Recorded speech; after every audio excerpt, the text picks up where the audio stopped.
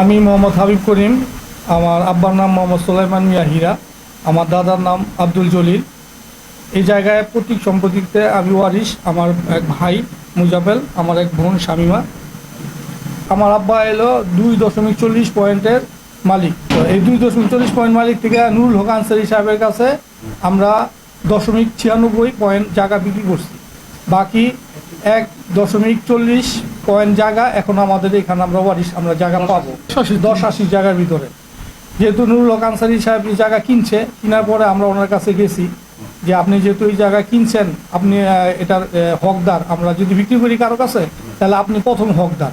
তো প্রথম হকদার হিসাবে আমরা তার কাছে গেছি যে আপনি এই জায়গাটা যদি আমাদের কাছ থেকে নিতে চান, তাহলে আপনি আমাদের কাছে নিতে পারেন। সে আমাদেরকে নানা টাল বাহানা দিচ্ছি, আচ্ছা পরে আসেন দেখা যাবে না, ঘুরে আমাদেরকে জায়গাটা দখল করে নিয়েছে। আমাদের এখানে জায়গা ঘর ছিল, সেই ঘর 300 জন লোক আইনা সেই ভাঙচুর কইরা ভয়ভীতি দেখাইয়া সেই বাড়ি ঘর ভাঙচুর করে এই জায়গাটা দখল করে ফলে আওয়ামী লীগ সরকার আমলে সেটা করছে। আমরা অনেক ভয়ভীতি দেখাইছে, লোকজন নিয়ে আসছে, আমরা ভয়ে ছেড়ে দিয়ে এসে বসছি।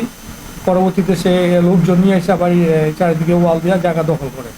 এখন আমরা তার কাছে গেলে সে বিভিন্ন রকম আমাদের ভয়ভীতি দেখায় এবং বিভিন্ন ঘুরেফেরা করে, আপনারা জায়গা পাবেন না, আপনারা কে এর মালিক, আমি এই জায়গা কিনে নিছি।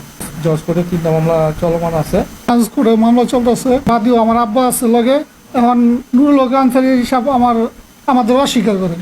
তিনি বলে আমরা কে চিনি না, মানে জায়গার ওয়ারিশ দিতে হইব বললে উনি আমাদের অস্বীকারই করে, চিনি না। মানে পুরো জায়গাটা এসে গিলে খাইতে যেতেছে আর কি। 88 নং কলেজ রোড কলেজ করতে তো স্টে অর্ডার আছে যে উভয় পক্ষ কোনো কাজকর্ম করতে পারবো না, কিন্তু আমাদের জোর জবরদস্তি কোনো অর্ডার না মান্য এই জায়গার মধ্যে ওয়াল করছে। ওয়াল করে আমাদের সরকারের খাটিয়া কিন্তু সুগার মেকারের মালিক অনেক টাকা পয়সা, অনেক টাকা দিয়ে এইসব অনেক ঘন্টা বল নিয়ে আইসে এই করছে, বাড়িঘর ভাইঙ্গা জল করছে। তখন আমি সরকার ছিল, আমরা যখন বাধা দিতে গেছি তখন উনি আমাদের নামে নারায়ণগঞ্জ থানায় একটা জিডি করছে। আমাদের 3-4টা মামলা থাকার পরও উনি আমাদের বিরুদ্ধে আবার থানা জিডি করছে। মামলা চলাকালীন অবস্থায় 244 পয়েন্ট আর কি ওয়ারিশ আছে। আমরা 4 জন, 2 ভাই 1 বোন আর হলো মা, এই 4 জন ওয়ারিশ আছে।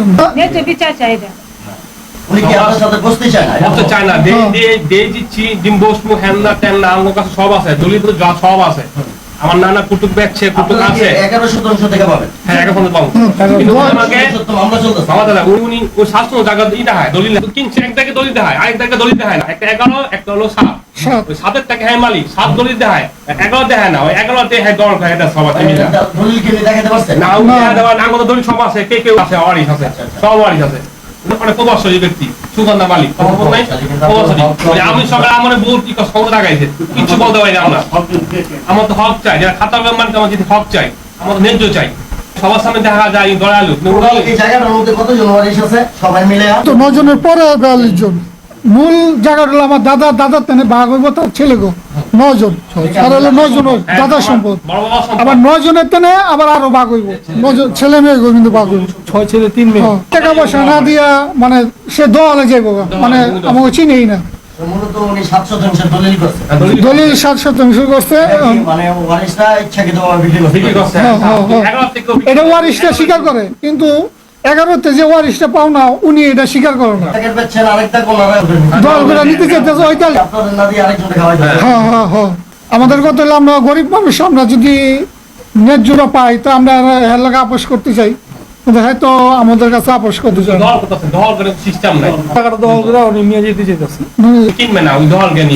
আমাদের অনুরোধ থাকবে, আমরা যে জায়গাটা কাগজে কলমে আমরা যে জায়গার মালিক, সেই জায়গাটা নিজের জন্য আমাদেরকে বুঝিয়ে দিতে পারে, তার কাছ থেকে যে হ্যাঁ আমরা এটা মানে না, নামাই নেই দেওয়াল অবমাননা করে এই দেওয়াল তুলছে, 2 সাইডে দেওয়াল তুললে জায়গাটা ব্লক করে রাখছে। এখন আমাদের আত্মীয় স্বজন যারা ওই বাসায় থাকে এগো যাইতে দেয় না, আইতে দেয় না, ডরবোধ দেখায়।